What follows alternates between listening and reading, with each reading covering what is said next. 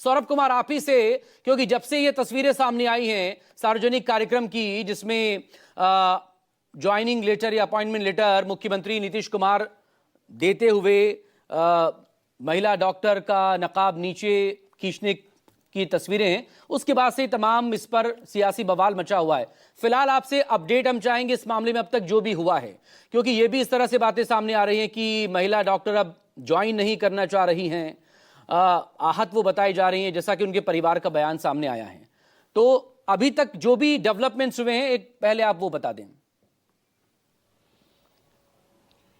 ये बिल्कुल मकसूद, ये 15 दिसंबर की घटना है जब नीतीश कुमार जो है वो आयुष डॉक्टरों को नियुक्ति पत्र बांट रहे थे। उसी दौरान नुसरत परवीन जब अपना नियुक्ति पत्र लेने के लिए मुख्यमंत्री के पास आई तो उन्होंने अपने चेहरे पर हिजाब पहन रखा था।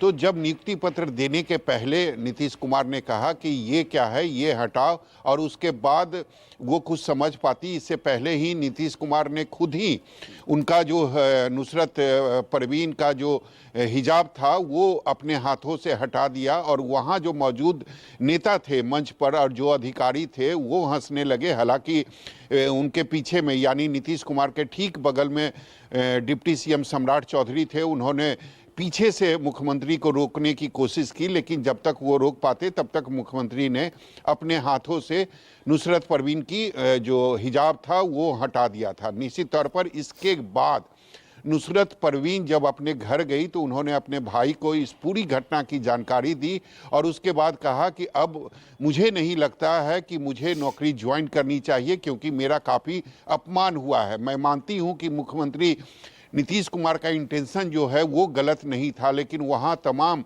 जो बड़े नेता मंच पर मौजूद थे और जो अधिकारी मौजूद थे वो हंस रहे थे।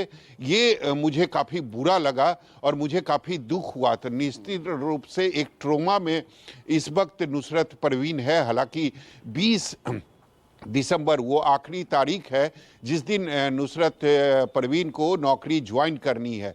तो अभी उनके परिवार के तरफ से कुछ कहा नहीं गया है कि वो नौकरी ज्वाइन करेगी या नहीं करेगी, लेकिन निश्चित रूप से वो काफ़ी दुखी हैं और परिवार वाले लगातार उनको मनाने की कोशिश कर रही है कि आप नौकरी ज्वाइन कर लो। लेकिन नुसरत परवीन जो है वो अड़ी हुई है कि वो नौकरी ज्वाइन नहीं करेगी। अब क्या होगा नहीं होगा इसके लिए हमें 24 घंटे का इंतजार करना पड़ेगा। लेकिन निश्चित तौर पर जो घटना हुई है वो बिल्कुल गलत है, वो घटना नहीं होनी चाहिए। और ऐसा नहीं है मकसूद कि ये पहली बार हुई है, इसके पहले भी हमने कई बार देखा है कि एक बार आपने देखा होगा कि जब महिला मंच पर आती है नीतीश कुमार उसे खींच लेते हैं फोटो खिंचवाने के लिए।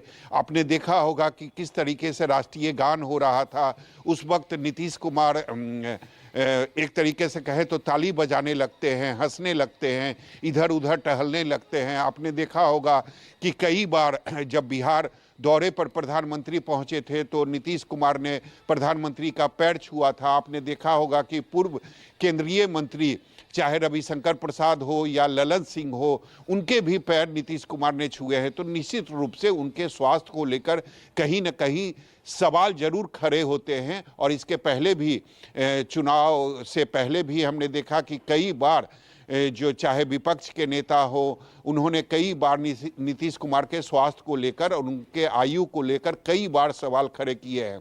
अब उसका जो साइड इफेक्ट है मकसूद वो मैं आपको बताता हूं कि अब ये मुख्यमंत्री सचिवालय के तरफ से आदेश जारी हुआ है कि नीतीश कुमार का जो भी कार्यक्रम इन हाउस होगा यानी मुख्यमंत्री सचिवालय के अंदर या मुख्यमंत्री आवास के अंदर होगा, उसकी जो लाइव कवरेज है वो नहीं होगी।